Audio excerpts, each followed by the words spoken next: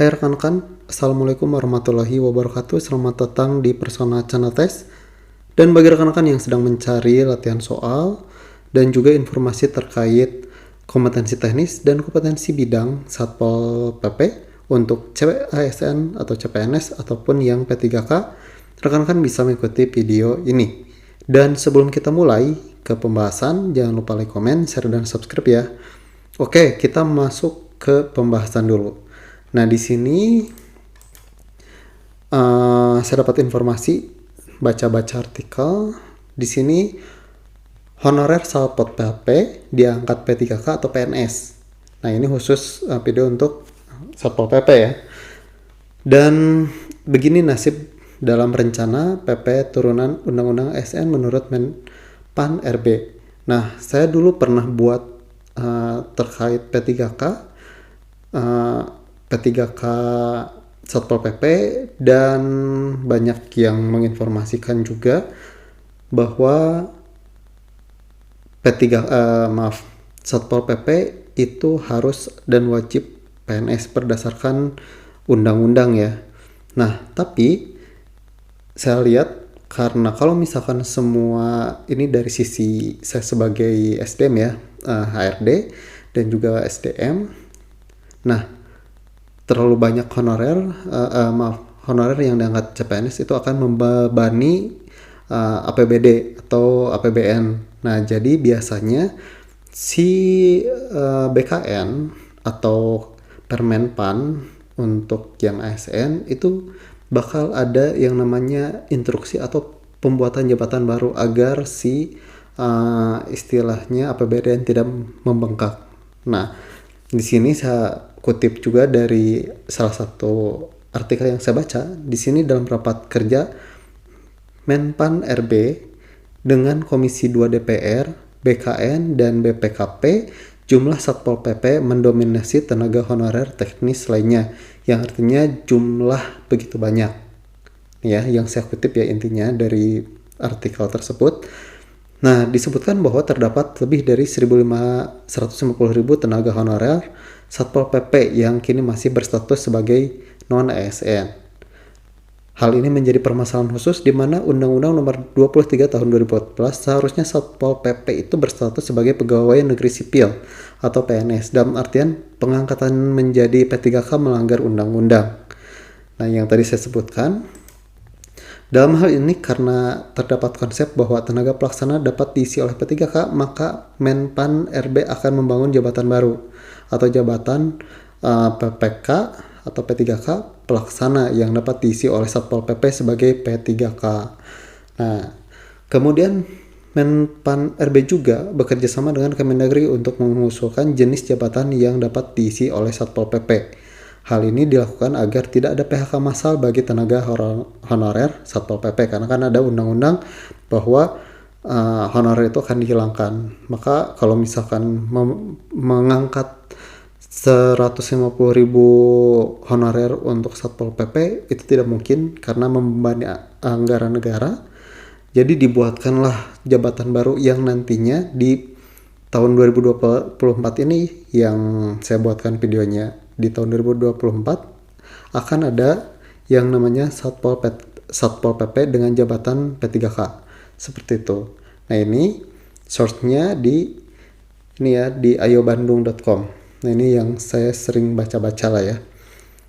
Kemudian, nah, berdasarkan peraturan Menpan RB nomor 4 tahun 2014, nah ini untuk kisi-kisi untuk posisi pamong praja. Untuk P3K juga kurang lebih mirip-mirip ya, mirip-mirip, konsepnya juga mirip-mirip.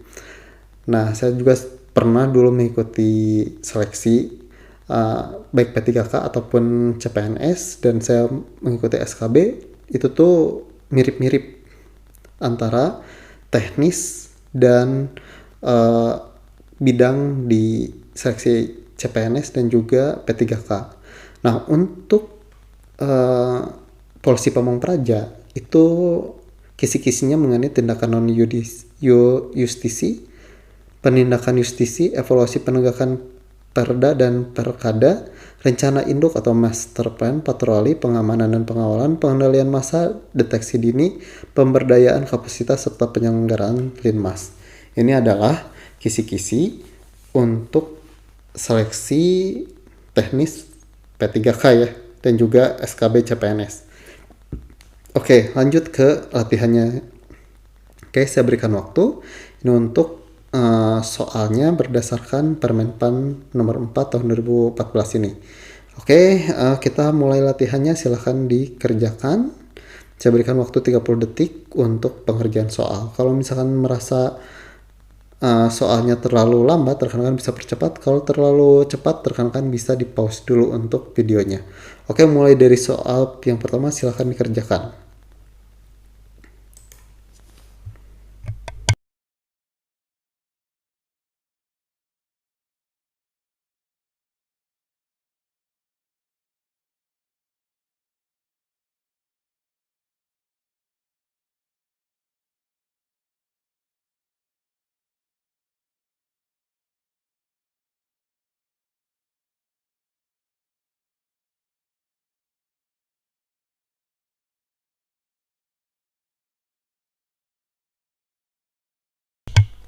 Oke, untuk soal yang pertama,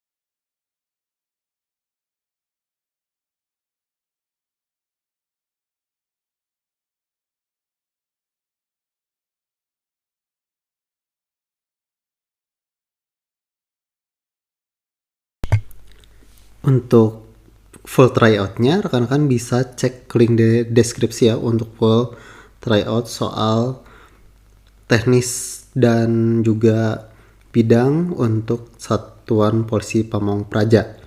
Oke, sekian dari saya. Kita lanjut ke full tryout SKB teknis Satpol PP.